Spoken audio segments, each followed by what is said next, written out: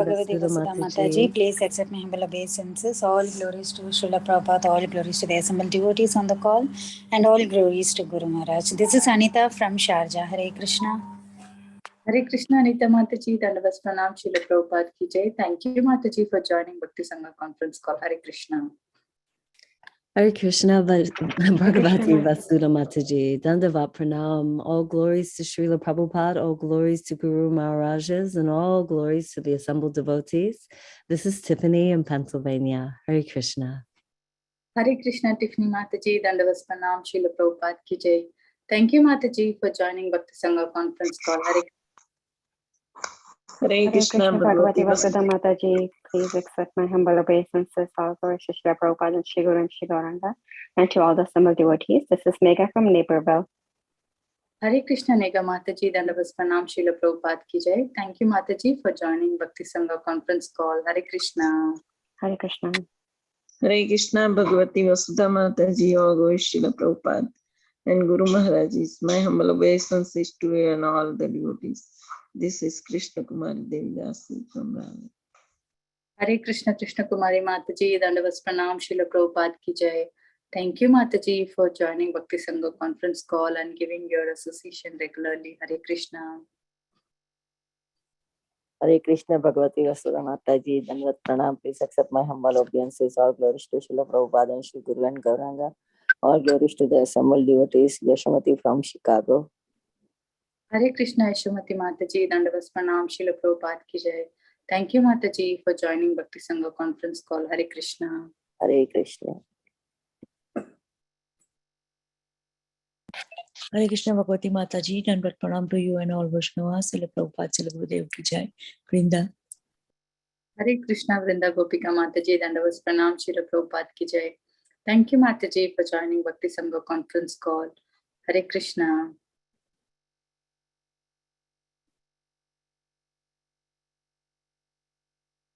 Hare Krishna, is there anyone who would like to introduce in the call?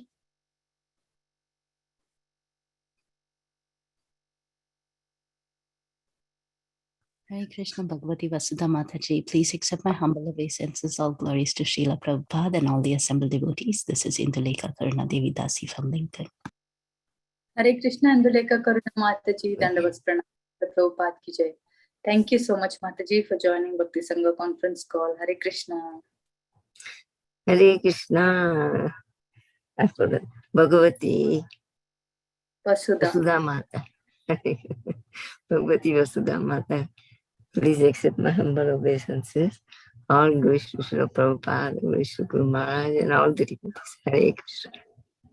Hare Krishna, Kamadaki Mataji, Dandavas Pranam, Srila Prabhupada ki jai. Thank you so much, Mataji, for joining Bhakti Sangha conference call and giving your association. Hare Krishna. Hare Krishna. Thank you, Mataji. Hare Krishna. Very beautiful smile.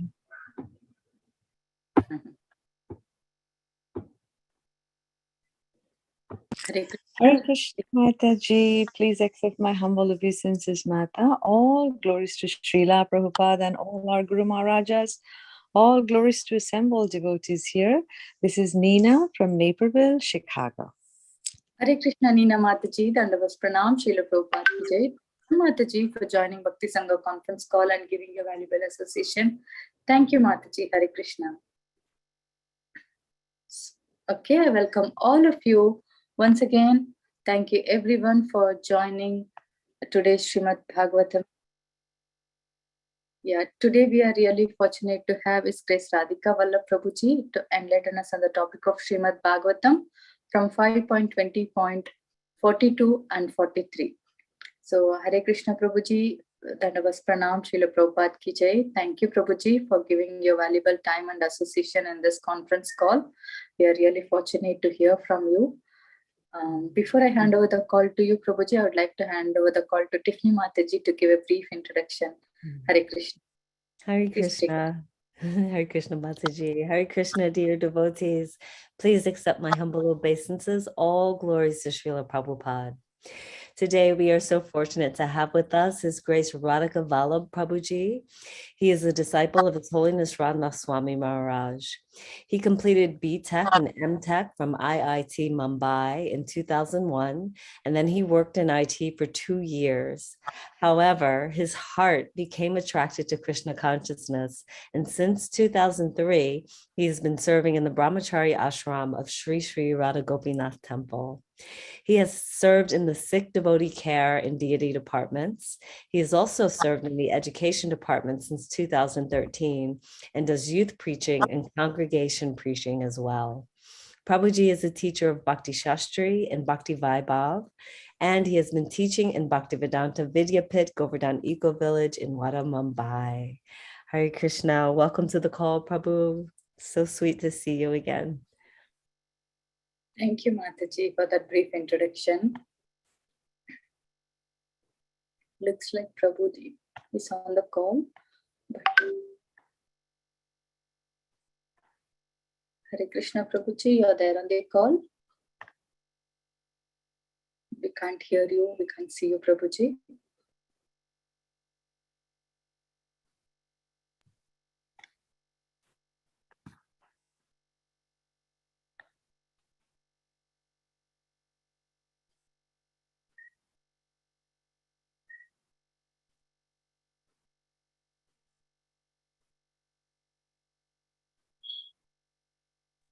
Hare Krishna.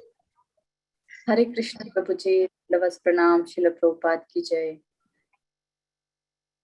Thank you, Prabhuji, for joining Bhakti Sangha conference call and giving your valuable association. And we are really eager to hear from you on the topic of Srimad Bhagavatam from 5.20.42 onwards. Hare Krishna. Please take over the call, Prabhuji. Hare Krishna. Om Namo Bhagavate Vasudevaya. Om Namo Bhagavate Vasudevaya. Om Namo Bhagavate Vasudevaya. Narayanam Namaskritya Naram Chaiva Narottamam Devim Saraswatim Vyasam Tato Jayamudiraye. Nashtaprayeshu Bhadreshu Nityam Bhagavata Sevaya Bhagavati Uttamashloke Bhaktir Bhavati Naishtiki. Krishnaya Vasudevaya Devaki Nandanaya Cha Nanda Gopa Kumaraya Govindaya Namo Namaha. Om Jnanaatimirandasya Jnananjana Shalakaya Chakshurunmilitam Yena Tasmai Shri Gurave Namaha. Namo Om Vishnupadaya Krishna Prishtaya Bhutale Srimate Bhaktivedanta Swamin Niti Namine. Namaste Saraswati Devi Gauravani Pracharine Nirvisesha Shunyavadi Paschatya Veshakarine. Jai Sri Krishna Chaitanya Prabhu Nityananda Shri Advaita Gadadhar Srivasadi Gaura Bhakta Vrinda. Hare Krishna Krishna Krishna Hare Hare Hare Rama Rama Rama Hare Hare. So we are reading from Srimad Bhagavatam, Canto 5, Chapter 20, text number 42.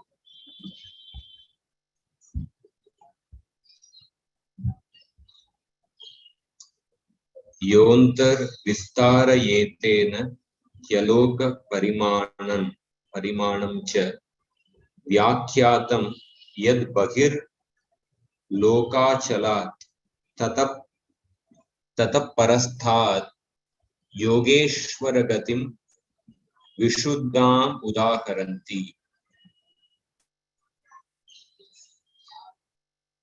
Word to word translation: Yaha, that which anta vistaraha, the distance inside the Lokaloka mountain, etena, by this, he indeed, Aloka Parimanam, the width of the tract of the land known as Aloka Varsha,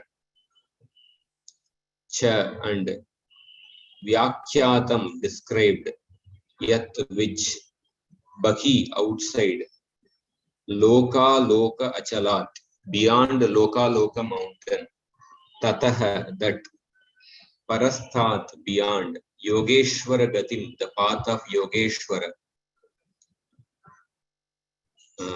in penetrating the coverings of the universe. Vishuddham, without material contamination, Udaharanti, they say. Translation: my dear king, outside the Lokaloka mountain is the tract of land known as Aloka Varsha, which extends for the same breadth as the area within the mountain. In other words, 125 or 1 billion miles beyond Aloka Varsha is the destination of those who aspire for liberation from the material world. It is beyond the jurisdiction of the material modes of nature, and therefore it is completely pure. Lord Krishna took Arjuna through this place to bring back the sons of the Brahmana. Text 43. Andamadhyagata Suryo Dyava Bhumyoryadantaram Suryandagolayor Madhye Kotyasyu Panchavimshatihi. Andamadhyagata, situated in the center of the universe, Surya, the sun globe, Dhyav, Abhumyo, the two planetary systems, Burloka and Bhuvarloka, Yat, which, Antaram, in between, Surya of the sun, Andagolayoho, and the globe of the universe, Madhye, in the middle, Kotya, groups of 10 million, Syuhu are Panchavimshatihi, 25. Translation and purport by His Divine Grace S.C. Bhaktivedanta Swami Srila Prabhupada. The sun is situated vertically in the middle of the universe, in the area between Burloka and Bhuvarloka, which is called Antariksha, outer space.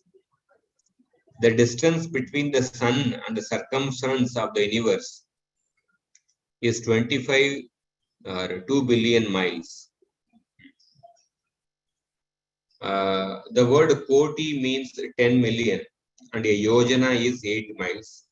The diameter of the universe is 50 or 4 billion miles, 50 Koti yojanas. Therefore, since the sun is in the middle of the universe, the distance between the sun and the edge of the universe is calculated to be 2 billion miles. Hare Krishna. So Shukdev Goswami is continuing the description of the Bhumandala. So he's explaining the Lokaloka mountain. So Lokaloka mountain is the mountain which separates the two tracts of land. So inside the Lokaloka mountain, different living entities live. But outside the Lokaloka mountain is the Aloka Varsha. So in this Aloka Varsha, nobody stays there. So Lokaloka mountain extends for the same distance as the total diameter of the mountain range. And distance outside the mountain range is the same as the distance from the Meru mountain to the far edge of the Lokaloka mountain. So in the Bhumandala, the center, there is a Meru mountain is there. So from Meru mountain to the Lokaloka mountain, whatever distance is there, the same distance is there outside the Lokaloka mountain till the edge of the Bhumandala. From the Lokaloka mountain to the edge of the Bhumandala, whatever distance is there, same distance is actually there inside the from the Lokaloka mountain to the Sumeru mountain. Basically, Lokaloka mountain is like in the from the Sumeru mountain, if you go, like it is in the middle. And then beyond that, there is the Aloka Varsha. So the dimensions are given. And the sun is situated in the middle of the universe, in the area between Burloka and Bhuvarloka. So the area between Burloka, Bhuvarloka and Bhuvarloka is called as Antariksha, outer space. So in the middle, sun is there. And the distance between the sun and the circumference of the universe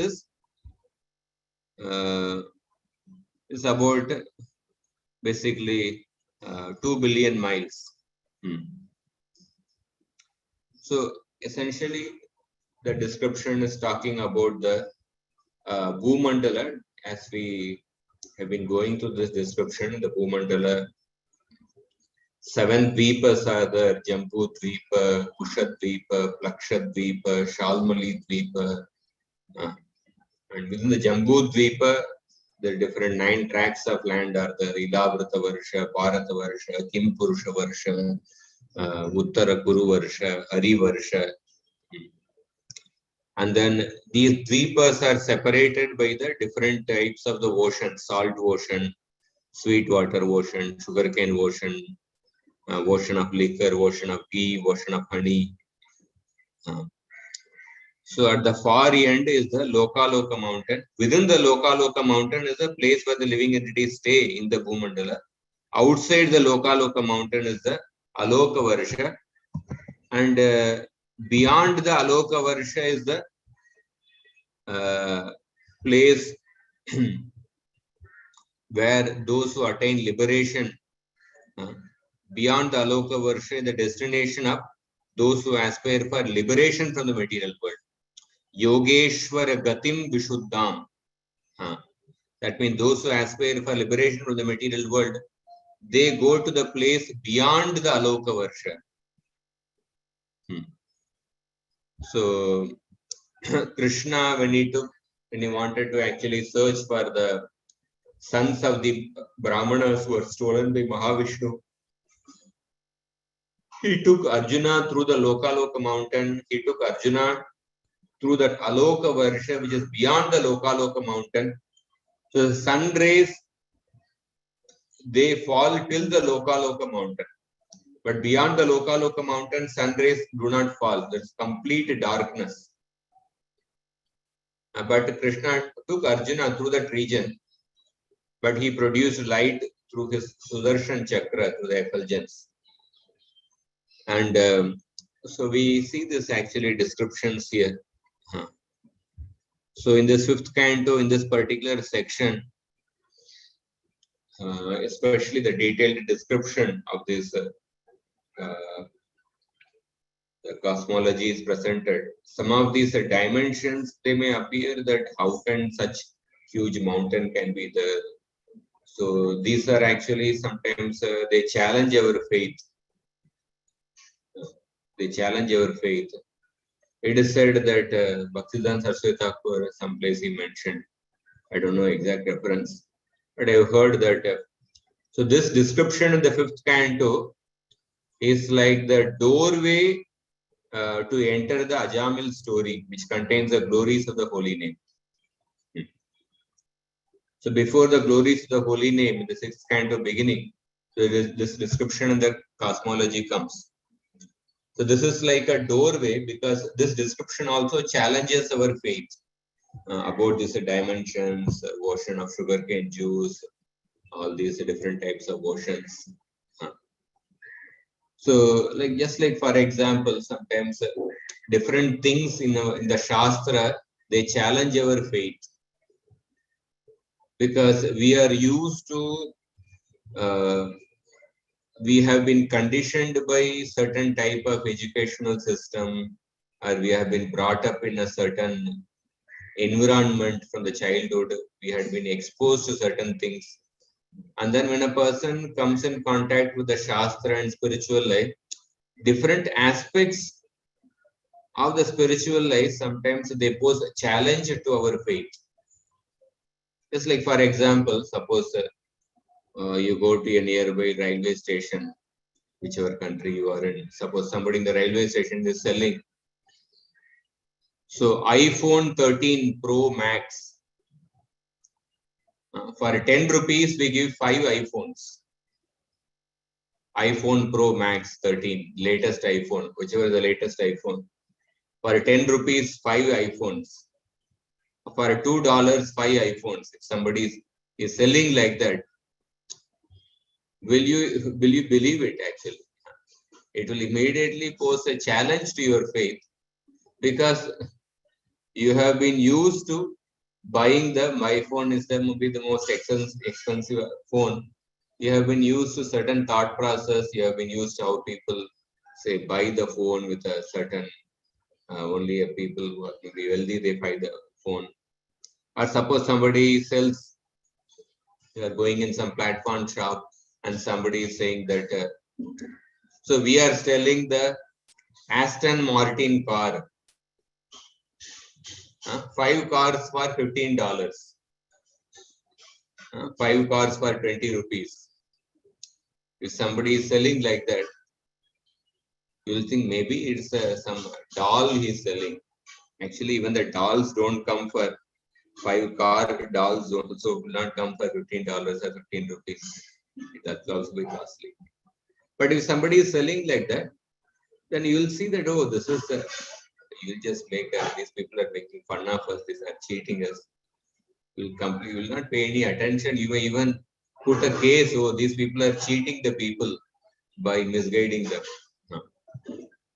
So sometimes different things in the Shastra, they challenge our faith. Like in the 6th canto, when you see the Ajamil story, the holy name, it is mentioned that one holy name can eradicate more sins than a person can commit. So these statements are there in the Shastra. One may think like these are all exaggerated statements. Just like the person who is selling the 5 iPhones for 10 rupees.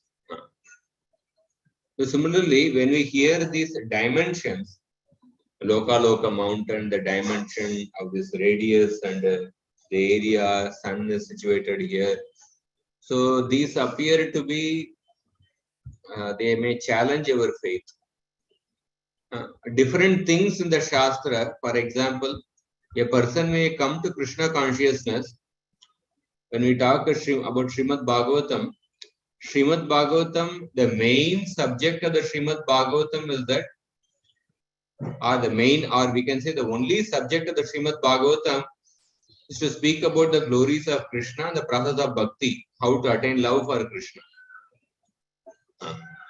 Dashamasya Vishuddhyartham Navanam Iha Lakshanam.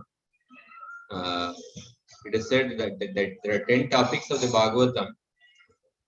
Out of that, the 10th topic is the Ashraya Tattva, that is the Supreme Lord Krishna. So the 9 topics are presented in order to describe the 10th topic, that is the Krishna, about Krishna. So in one sense, Bhagavatam is about only one topic. It is only speaking about the Ashraya Tattva, about Krishna, how to develop love for Krishna. Prabhupada says in a purport, Bhagavatam only teaches love for Krishna.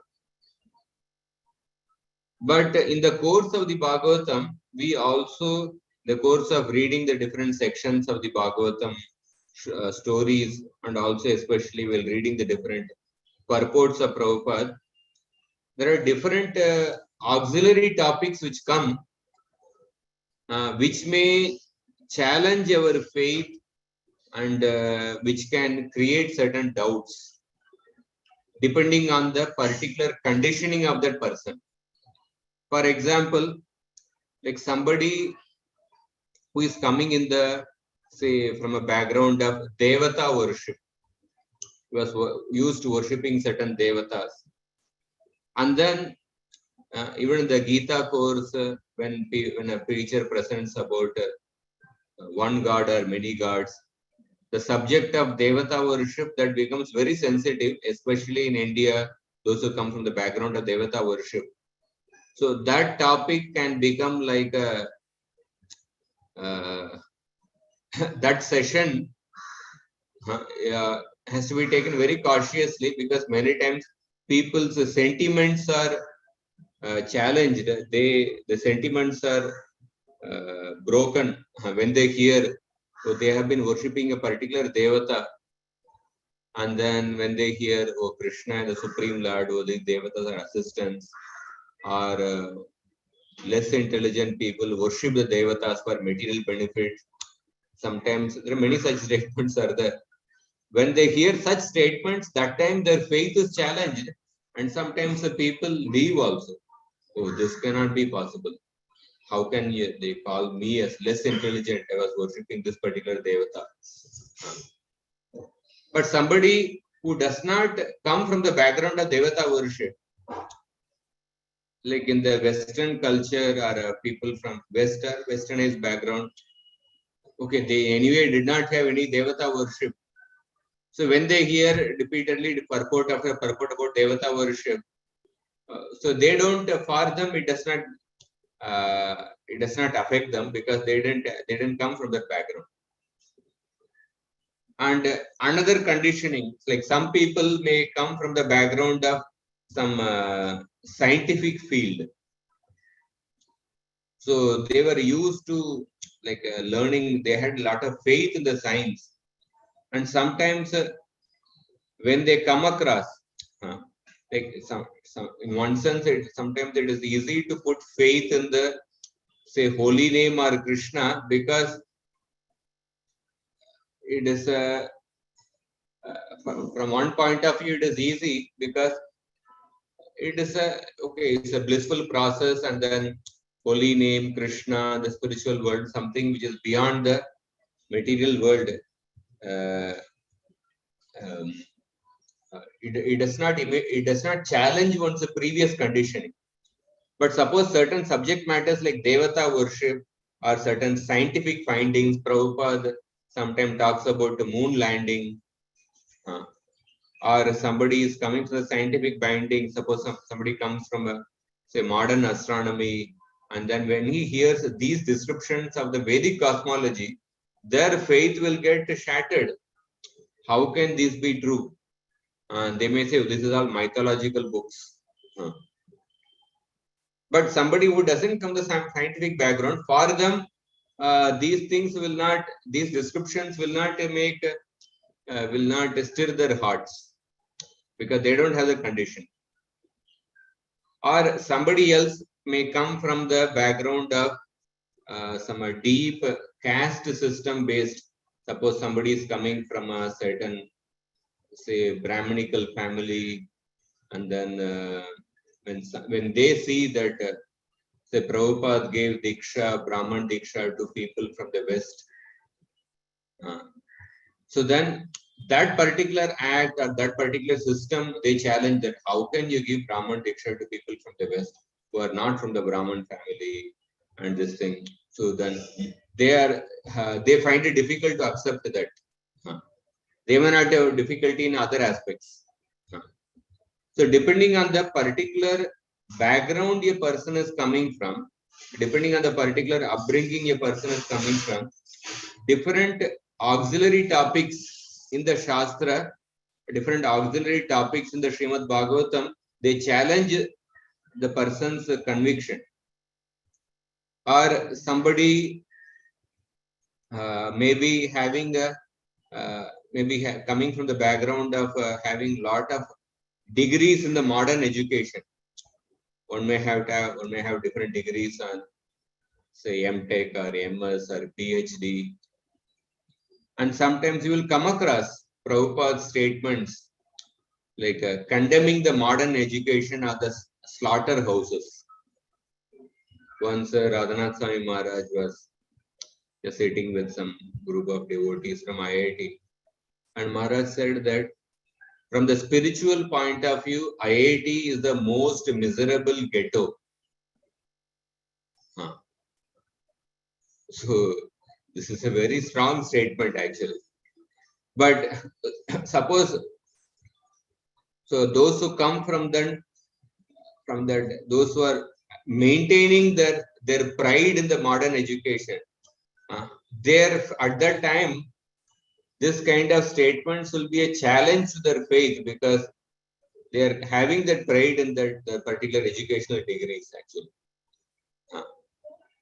Or suppose somebody comes from a certain background of say feminist culture or something like that. So when they feminist concepts, when they hear certain statements of the Varnashram principles, or say the role of women or something like that, these are all auxiliary topics. The main topic of the Srimad Bhagavatam is how to develop love for Krishna. But these auxiliary topics do come in the different sections of the Bhagavatam, especially in the purports of Prabhupada. So when they hear such topics, then at that time their faith is challenged.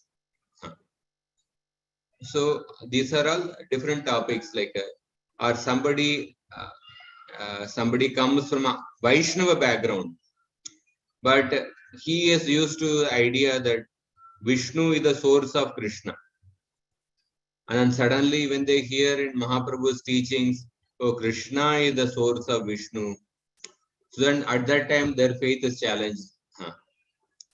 So in that way, there are various topics in the Srimad Bhagavatam, especially some of these auxiliary topics, which can challenge different people's faith and condition based on the particular conditioning of that person, based on the background from which the person is coming. So when we actually when we preach to people, it is not that we deliberately touch upon these topics in order to agitate the people, especially in the beginning. Suppose somebody is coming from a, say, background of very good, say, a lot of degrees in modern education. It is not that in the very first class, we speak about, so modern education as a slaughterhouse or something like that. So then that will be like a big leap of faith. That will be like a very big bitter pill which the person has to swallow. Because if every person comes from a different conditioning, and then, or somebody, as I mentioned, somebody comes from a certain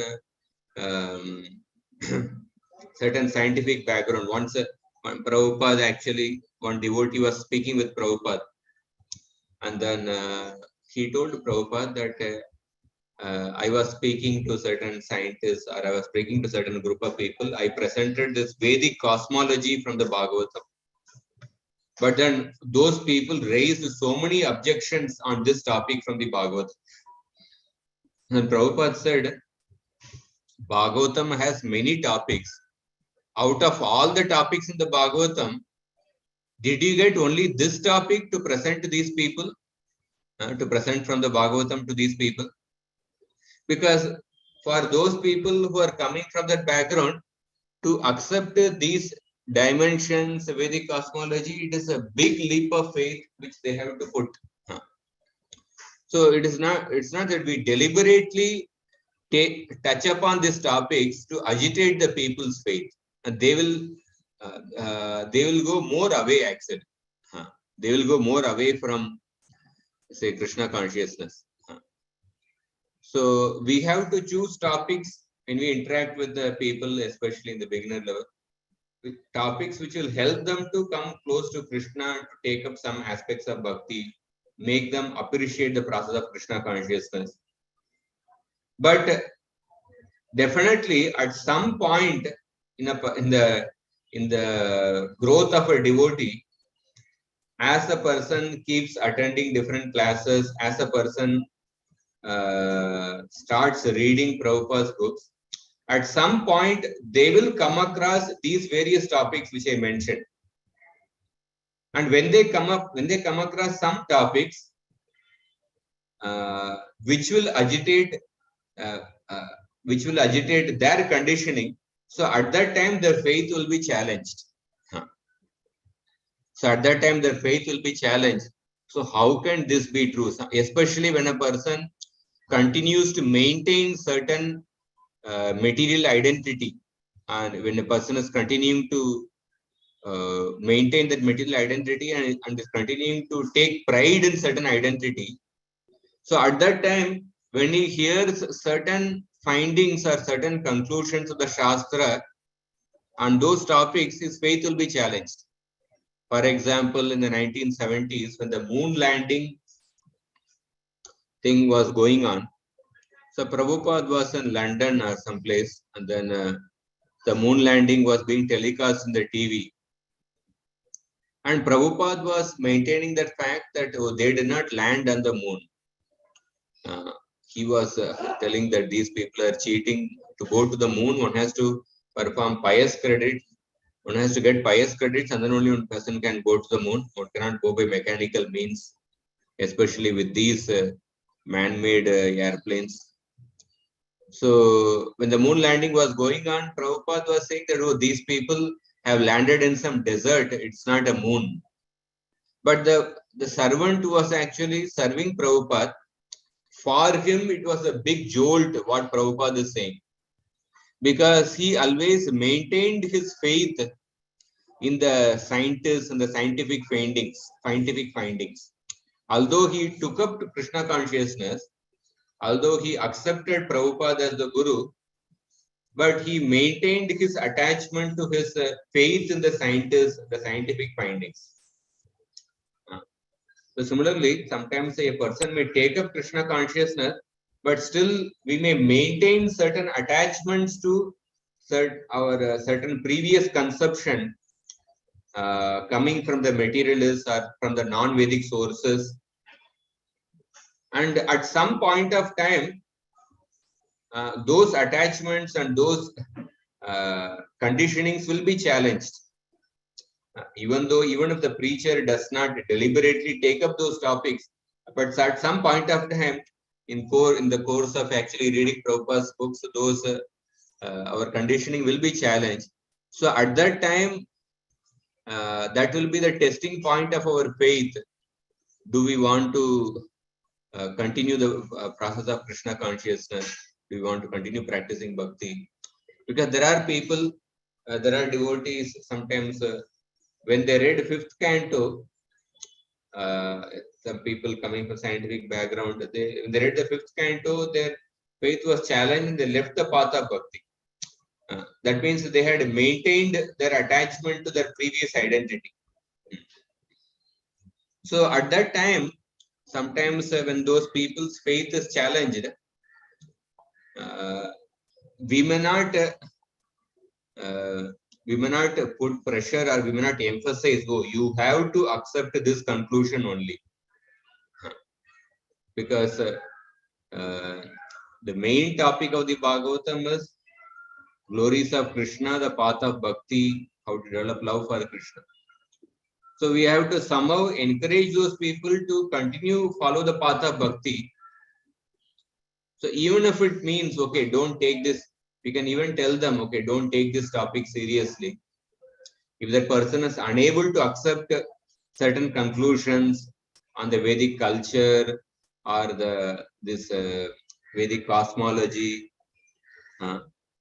so we can actually, we may not put highest emphasis to these topics and somehow encourage them to make them continue to follow the path of bhakti. And in due course of time, when a person undergoes more purification, then he will be able to accept, he will be able to develop faith on these topics. And this approach is also adopted by Bhaktivinoda Thakur. Bhaktivinoda Thakur wrote a book on Krishna Samhita. So he wanted to present Srimad Bhagavatam for the English-speaking Western audience. So in that, for the Western audience, they have a certain idea of the history of the world. So the world was created, I think, 2000 or 4000 or 3000 years back or something like that. They have a certain idea, biblical idea. So they have their idea, but according to the Vedic scriptures, it's a cyclic creation. Satya Yuga, Treta Yuga, Dwapar Yuga, Kali Yuga.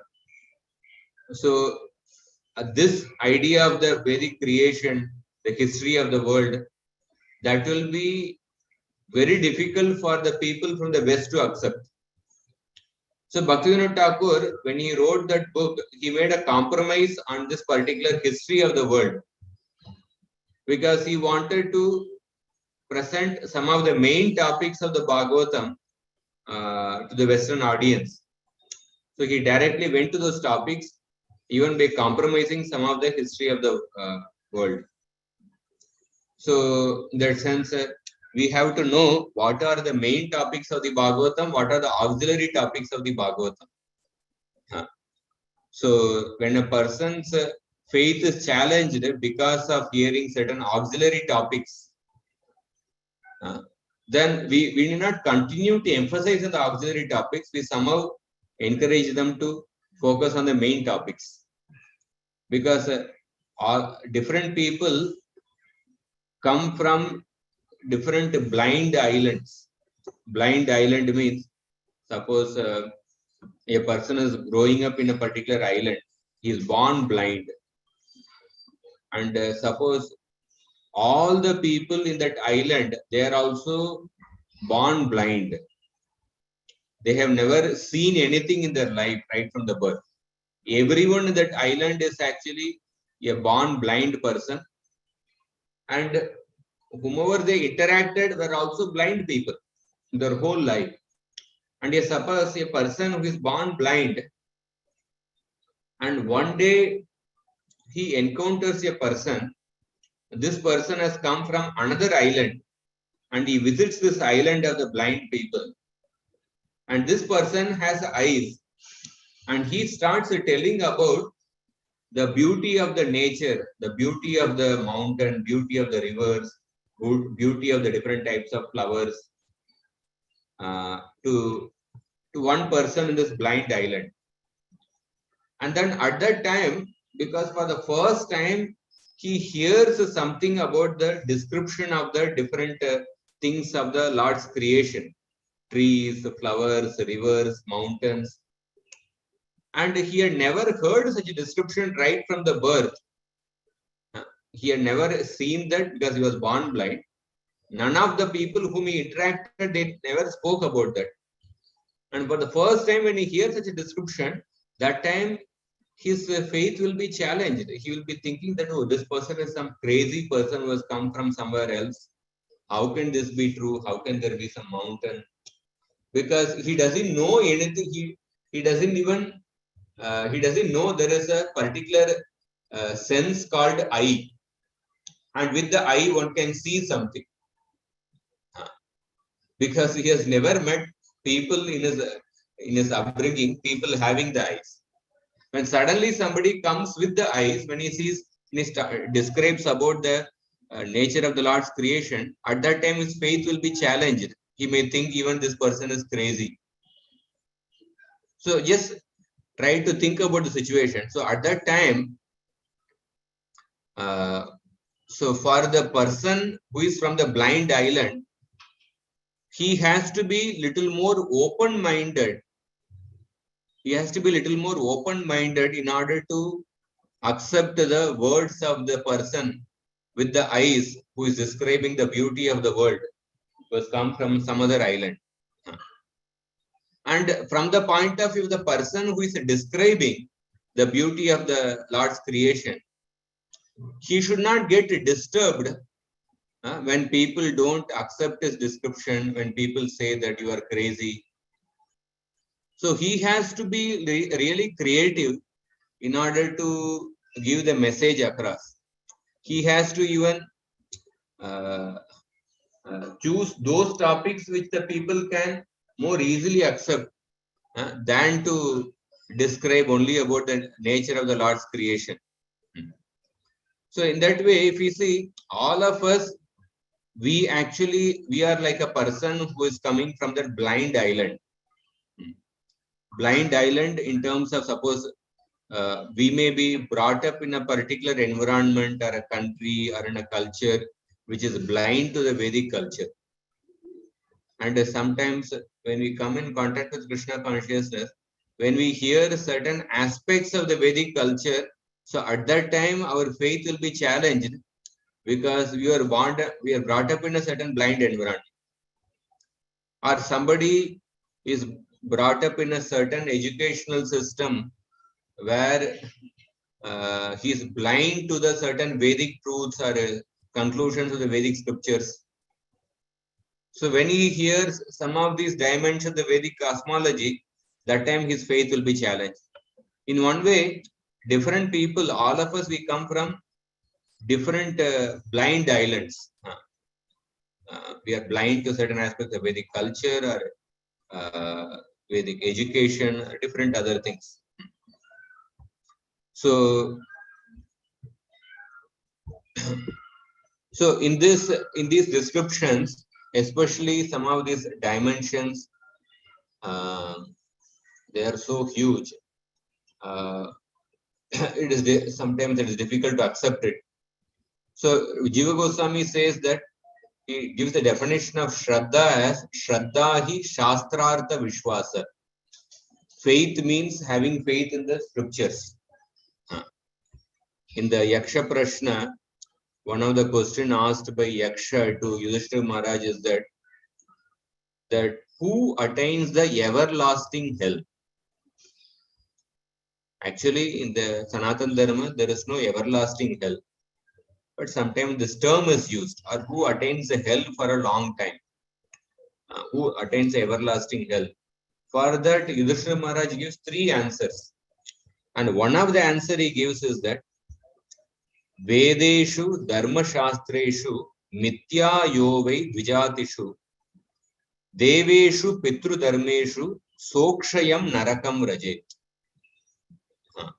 So one who does not have faith, or one who considers the Vedas, Dharma Shastra, the Devatas, and Shraddha rites to the Pitrus, one who considers these things to be false, such a person attains everlasting hell. Such a person attains everlasting hell. So we see, so these statements are there in the Shastra. Even if we are not able to comprehend with our limited senses, we have to put faith in the statements of the Shastra. And sometimes, from one point of view, as I meant, like to accept these statements, from another point of view, it is not so difficult, especially for those who don't come from the scientific background. The scientific background especially suppose somebody has studied modern astronomy for many years, and for him these descriptions may be a challenge to his faith. For somebody who has not anyway put time, for him this description will not be a challenge to his faith. Maybe for many of us, some housewives or some different people, one may wonder, I don't have difficulty in accepting these statements, because these things, they are not directly related to our life. So we may think, okay, I don't mind, this statement must be true. But more difficult than this is that sometimes certain difficult situations arise in our life. So at that time, to continue to put our faith in Krishna, so that can be a challenging situation. That can be a challenging situation. So there will be such situations which will arise in every person's life. For example, in the 8th canto of the Bhagavatam, the Samudra Manthan, the conclusion, Shukadeva Goswami says that Evam Sura Suragana Samadesha Kala Hetvartha Karma Matayopi Phale Vikalpa Tatramrutam Suragana Phalamanja Sapur Yat Pada Pankaja Raja Shayananna Daitya.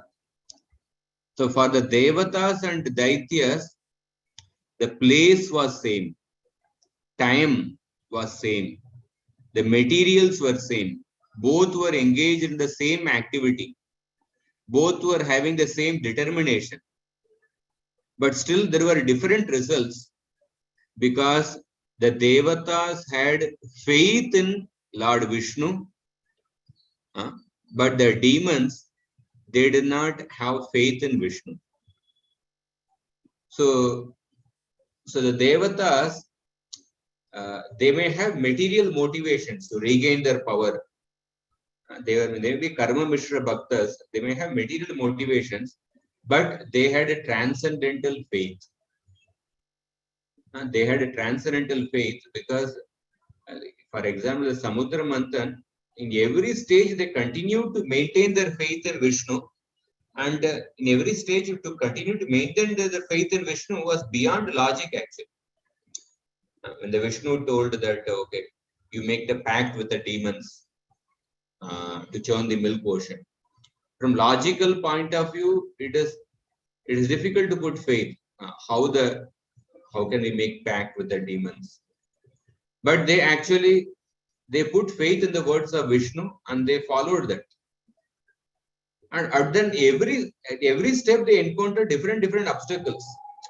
Mandara Parvat came, but they all actually got crushed under the Mandara Parvat. So they could have given up the endeavor, but then they continued to put their faith in Vishnu, and Vishnu came and helped them. And even when the nectar came, the demons actually snatched away the nectar.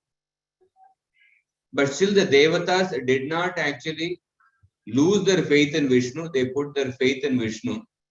And then Lord came as a Mohini Murti and gave the nectar to the Devatas. So, in that sense, the Devatas, although they had material motivations, but they had a transcendental faith which is beyond logic. They had transcendental faith in Vishnu.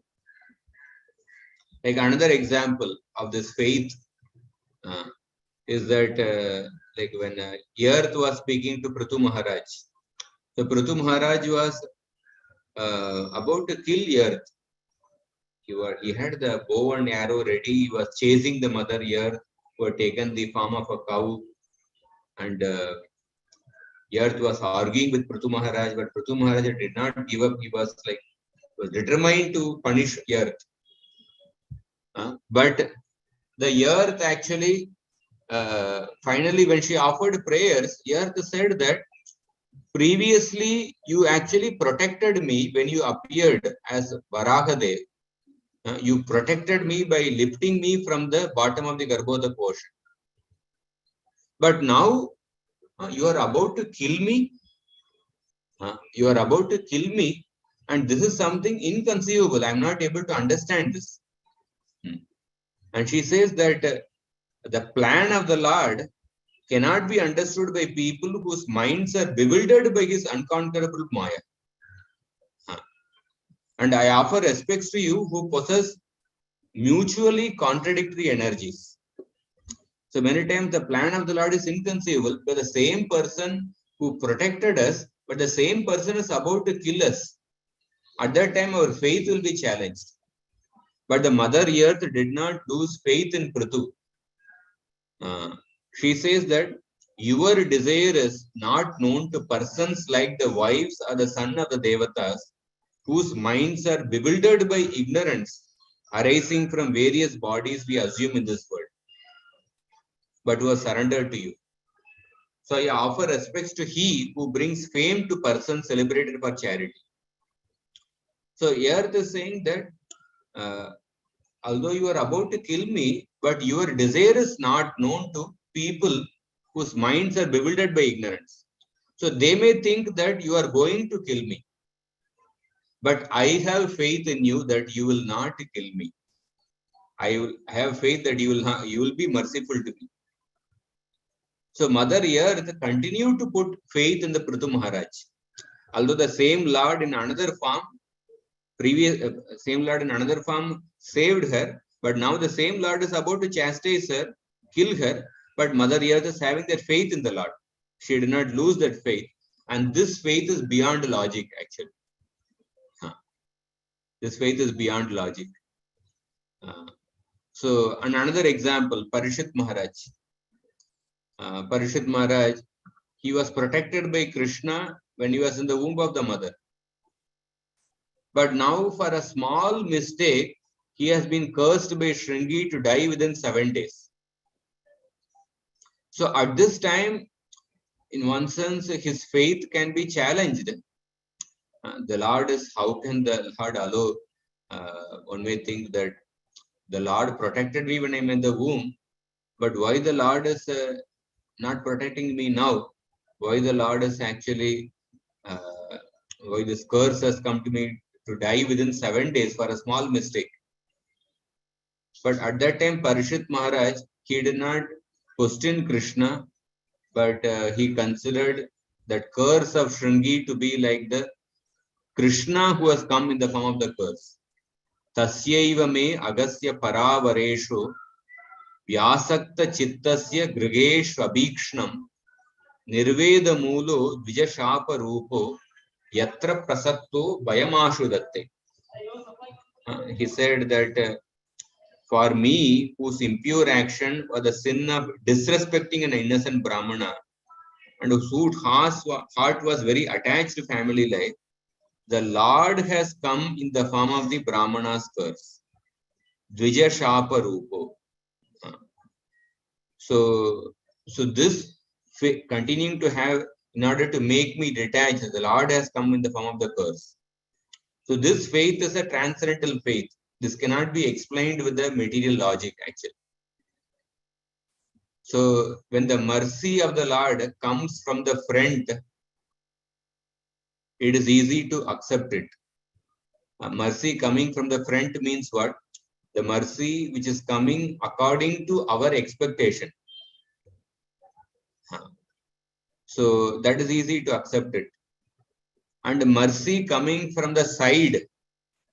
Mercy coming from the side means something which is unexpected, but that which is pleasing to you.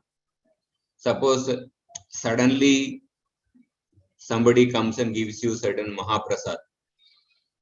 So unexpectedly some Mahaprasad is coming, but it is pleasing to you. So some good Mahaprasad is coming.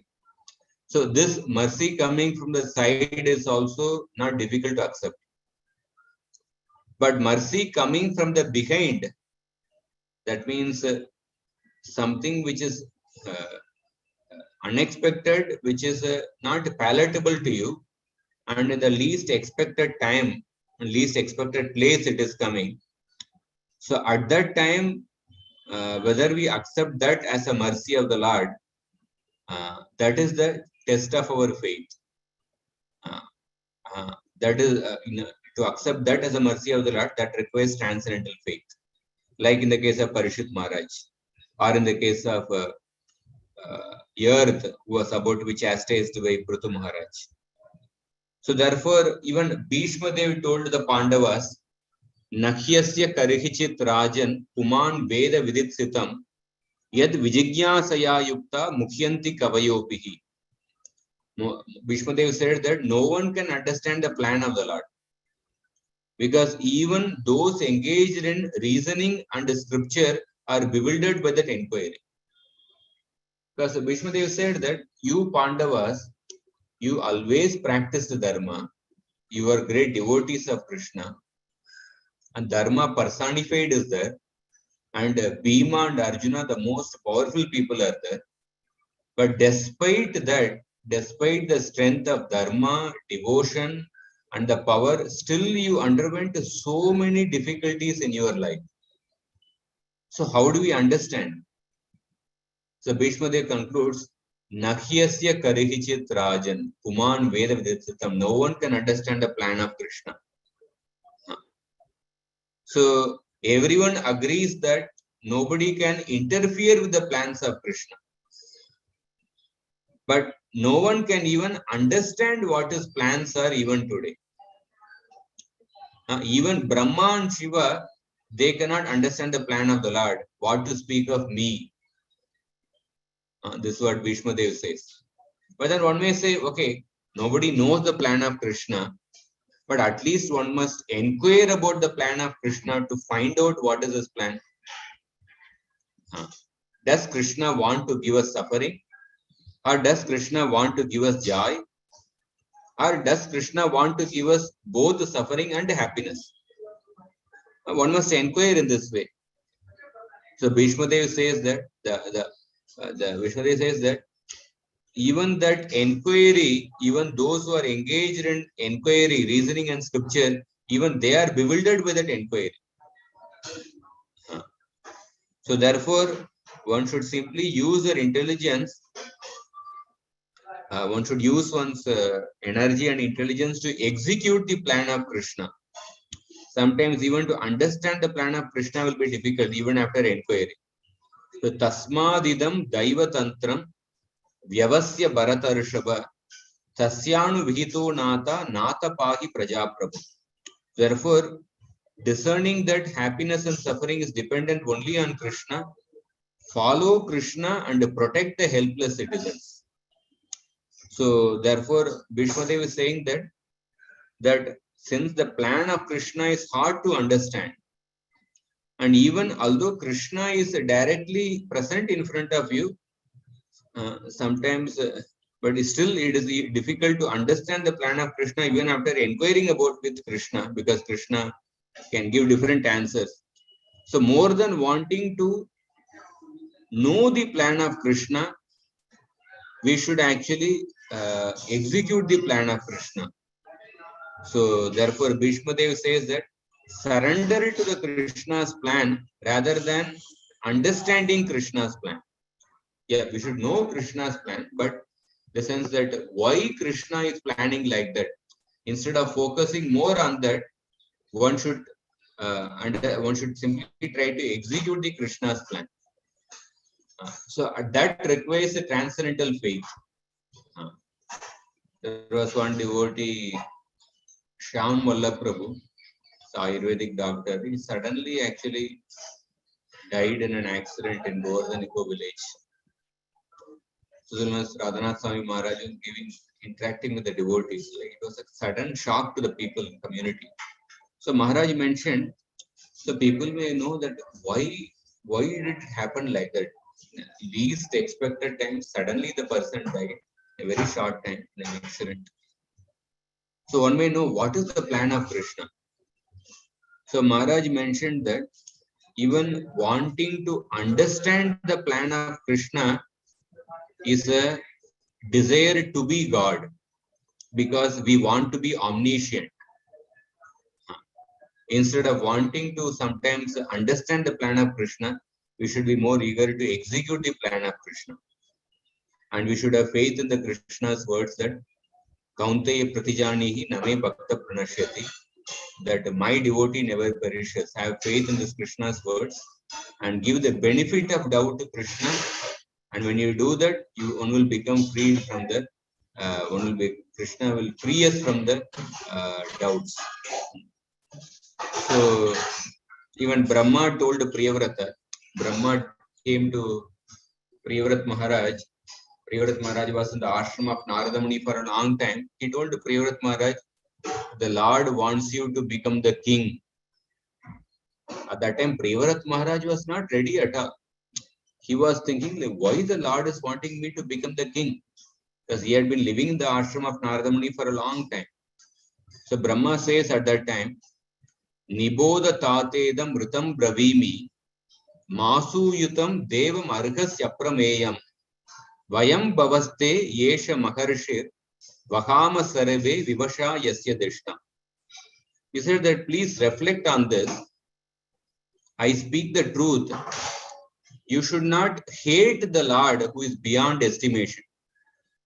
I myself, Shiva, Manu and Narada helplessly follow the order of the Lord. So Brahma is saying that don't hate me, thinking that I am making you, I am trying to make you I'm trying to convince you to become the king. Don't hate me because my words are unfavorable or intolerable to you. Because I am also dependent on the Lord, and I will speak about what He wants you to do. Because the Lord's plan is, Lord's desire is that you become the king. Therefore, I'm speaking that. And consider this with your intelligence. So please, that means please understand that I am not your enemy who will make you suffer. And then Brahma says that, but then Priyavrat Maharaj may think that, okay, but then why the Lord is making me wanting me to become the king? So Brahma says that do not even hate the Supreme Lord, do not find fault with the Supreme Lord, thinking that the Lord with whom you are worshipping is trying to make you become the king, is actually trying to make you cast in the ocean of samsara. Because becoming the king means he has to live his renunciant life and he has to completely get involved in so many affairs of the kingdom. So do not even hate the Lord, because the Lord is actually wanting you to become the king. So aprameyam, Lord cannot be estimated. You cannot logically understand sometimes the plan of the Lord. Sometimes the Lord may very quickly deliver a person who is engaged in so many actions in this world.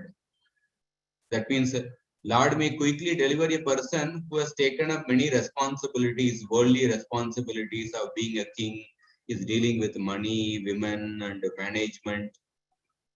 The Lord may quickly deliver that person. On the other hand, the Lord may not quickly deliver another person who is completely leading the life of a renunciant, who has given up and living in the forest. Because nobody can understand the plan of the Lord. Narhyasya karikichit rajan puman veda vidsitam. Sometimes people think that, oh, these people are full-time devotees, so they dedicated themselves for Krishna. So they are going back to God immediately in this life, and we think like that. But we are engaged in so much of affairs of this world. But the point is, you can never understand the plan of the Lord. The Lord may deliver some full-time devotee after 100 lifetimes. Sometimes he may deliver a person who is engaged in so many management, different aspects of this world, but who is trying to be Krishna conscious. He may deliver him in this life also. So that is the point Brahmaji is saying, that aprameyam. So Lord cannot be estimated. So therefore, instead of actually questioning the Lord, why the Lord is wanting me to become the king, just follow the will of the Lord. So like that, there are many instances in the Bhagavatam. I am not going to other instances, but the point is that there will be different situations in our life where our faith will be tested. For some people, the faith will be tested when they hear these descriptions. How can these descriptions be true? Especially for those people who are coming from the background of scientific background. For somebody else, like Priyavrat Maharaj, his test of faith in the Lord is when he was told to become the king. And Parishit Maharaj, his test in faith in the Lord is when he was cursed to die. Similarly, for the Pandavas and Mother Earth, who was being chastised by Mother Earth, Prithu Maharaj. So therefore, Bhaktivedanta Saraswati Thakur says that this particular section of the Bhagavatam is like a doorway before entering the holy name, that is Ajamil story. And that's also mentioned. So we'll stop here. If anybody has any questions or comments, I will end the class. Thank you so much for this detailed class, Prabhuji. It was really very nice to take the inputs of transforming our thought process. And I like the point that we shouldn't be very eager to understand what is Krishna's plan. We should be eager to execute Krishna's plan. It was so helpful. Thank you, Prabhuji. Thank you so much.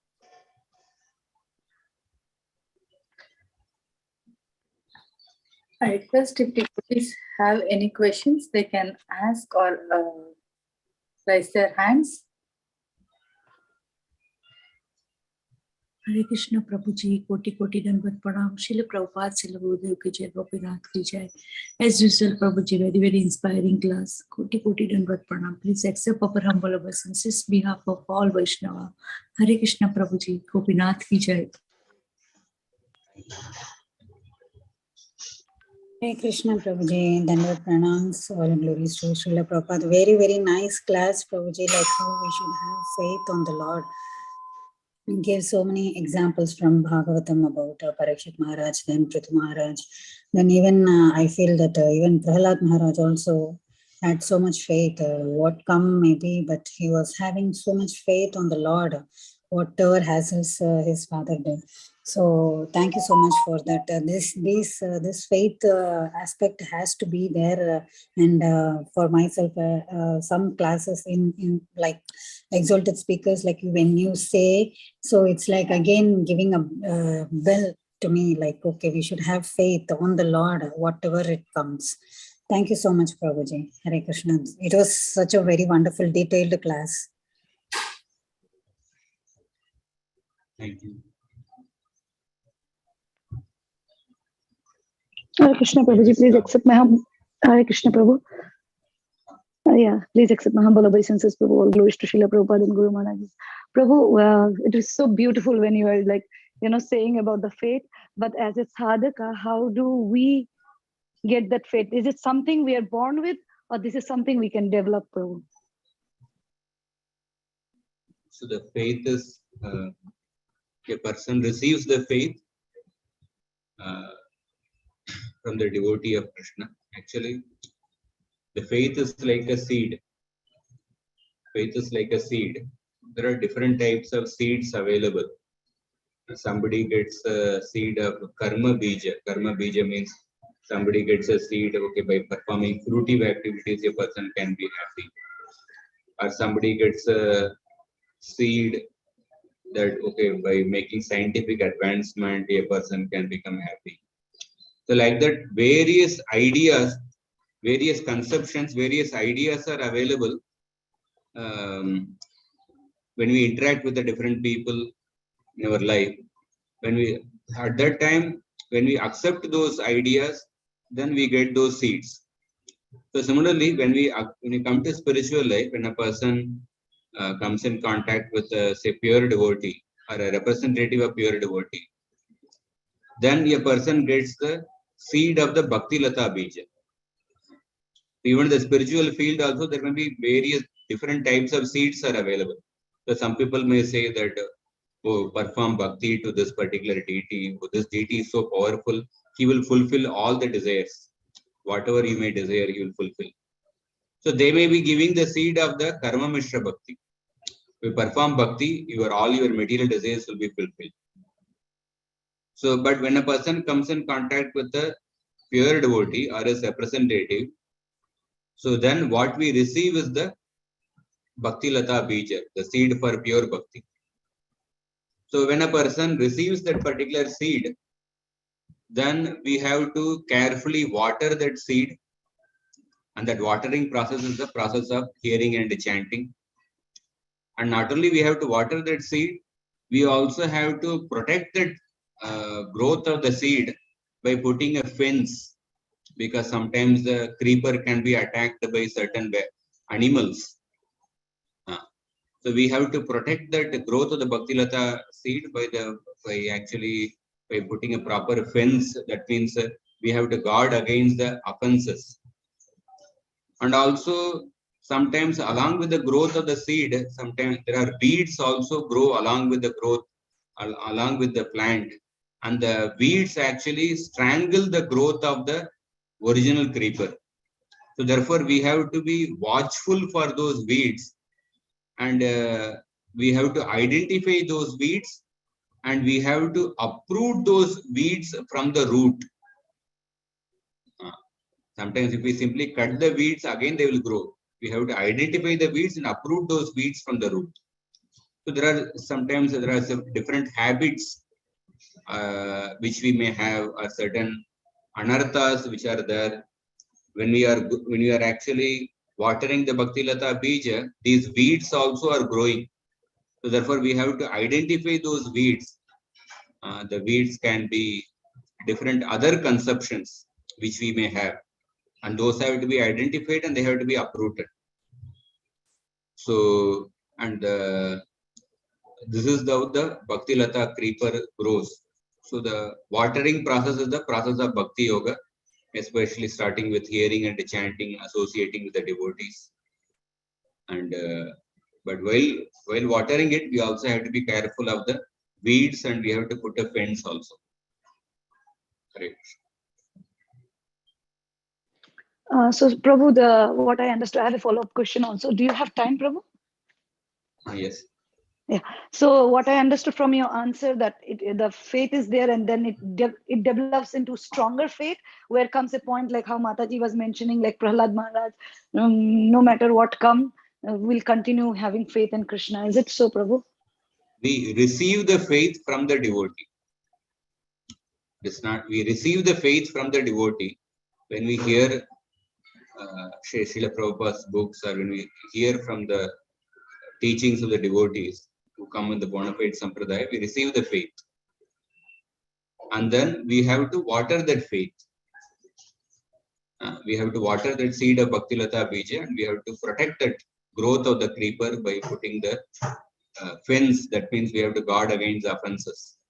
And we have to identify the weeds and uproot the weeds. That means the wrong habits have to be identified, which are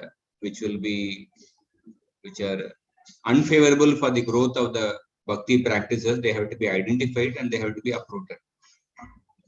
So the faith is received by hearing from the devotees. Just like when a person hears from different people, one receives a different types of faith. So there are different types of seeds are there, but the seed of Bhakti Lata Bija, this seed is nothing but the faith, and this faith is received by hearing from the devotees who are representatives of the acharyas, the pure devotees. Yeah, thank you so much, Prabhuji. So my follow-up question was like, we have Sat Ripus, right? This lust, anger, greed, pride, all these things are there. And then we speak about anarthas. So are the anarthas born out of our, this Sat Ripus or the 6 enemies?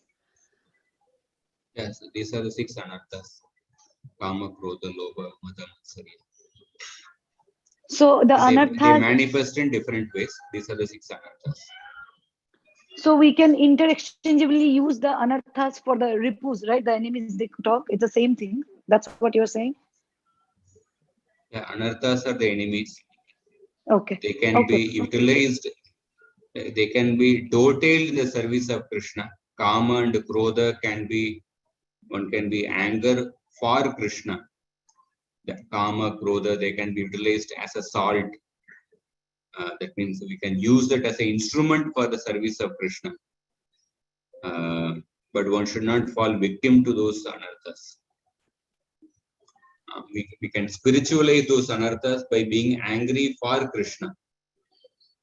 When like Mahaprabhu became angry when Nityananda Prabhu was offended.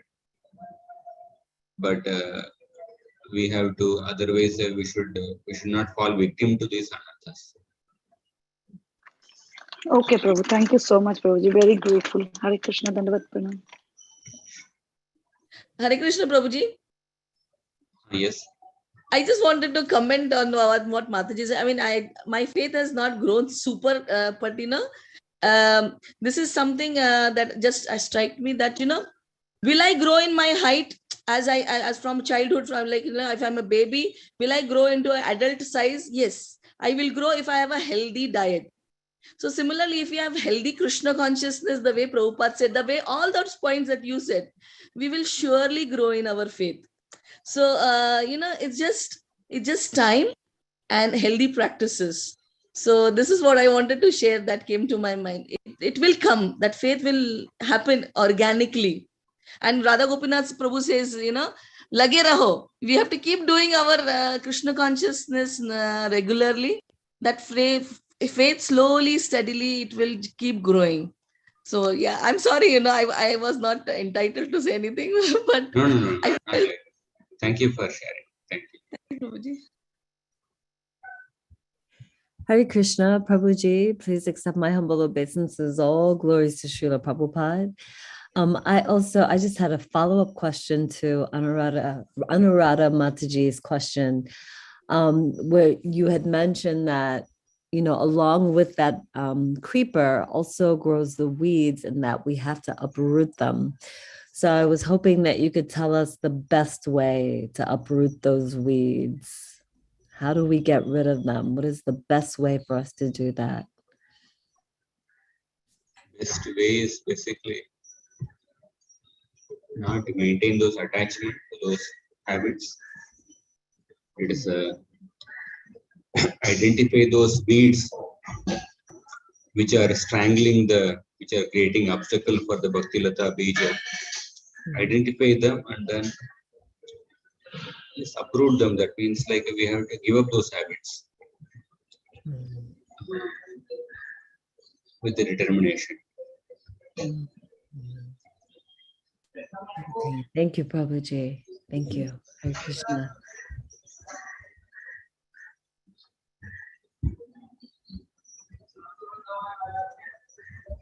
So I think I'll stop here. Thank you very much. I will end. Will pay obeisances to Prabhuji and all Vaishnavas. Kalpataru Vescha Kripa Sindhu Devacha. Pavanebhyo Vaishnavebhyo Namo Namaha. Shri Krishna ki Jai. Jai. Vallabha Prabhu. Jai. Jai. Dhanyavad Prabhuji. Thank you so much, Prabhuji. That was so beautiful point. Not to understand Krishna's plan, but just very awesome. Thank you so much, Prabhuji. Hare Krishna. Thank you, dear devotees. We'll end the call here. Hare Krishna.